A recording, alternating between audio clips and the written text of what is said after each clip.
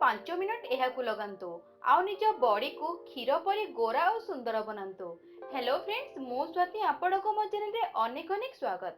Friends, full body को white और bright बनैबा पे आजिकली बॉडी पॉलिशिंग व्यवहार करा जाउछि। जेमिति कि बाहागर समय रे दुल्हन माने एथि पई बहुत गुडी टंका खर्च करिथांती बॉडी को व्हाइट और ब्राइट बनैबा पई, जहा फल रे से सबुठारु सुंदर एवं आकर्षित देखा जिवे। आज मो फ्रेंड्स आपनको पई बॉडी को व्हाइट और ब्राइट बनैबा पई गोटिए सहज होम रेमेडी नै आसीछि। एही रेमेडीटी आपणक बॉडी को पूरा क्षीर परी गोरा और सुंदर बनाई देबो।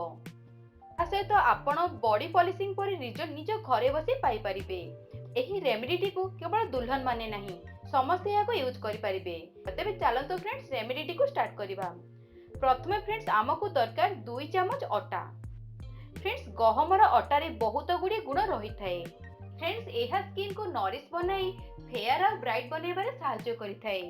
अटाको आनिबा पई आपनको अधिक कष्ट करिबाकू पड़िबो नाही, कारण फ्रेंड्स एहा आपण अति सहजरे निज रोषे घर पाई परिबे।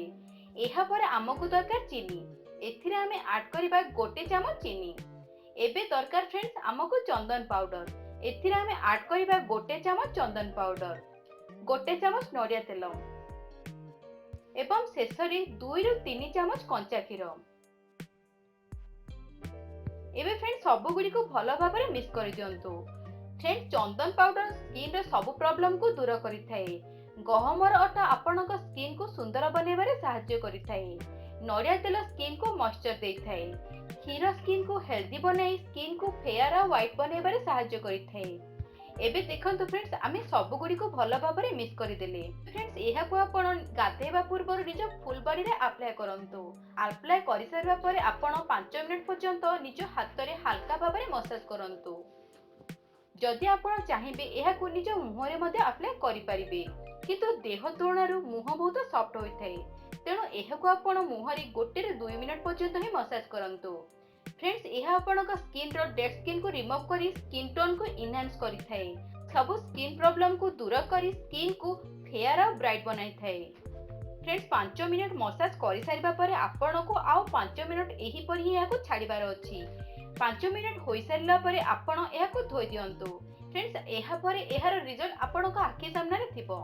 फ्रेंड्स आपण निजे फील करिवे आपणक बॉडी आगो तुलनारू केते फेयर और ब्राइट देखा जाउची। तेणु फ्रेंड्स आपण मध्ये एही रेमेडी को थरी निश्चय भाबरे ट्राई करंतु आ निजर एक्सपीरियंस मो सहित शेयर करंतु। जदि फ्रेंड्स हमर रेमेडी आपनको पसंद आसिला तेबे लाइक निश्चय भाबरे करंतु। ता सहित निज फ्रेंड्स और रिलेटिव मध्ये शेयर करी समस्त को जणांतु। ता सहित फ्रेंड्स एही परी नुवा नुवा रेमेडी पाइबा पई आम चैनल सहित जोड़ी रहंतु। धन्यवाद फ्रेंड्स।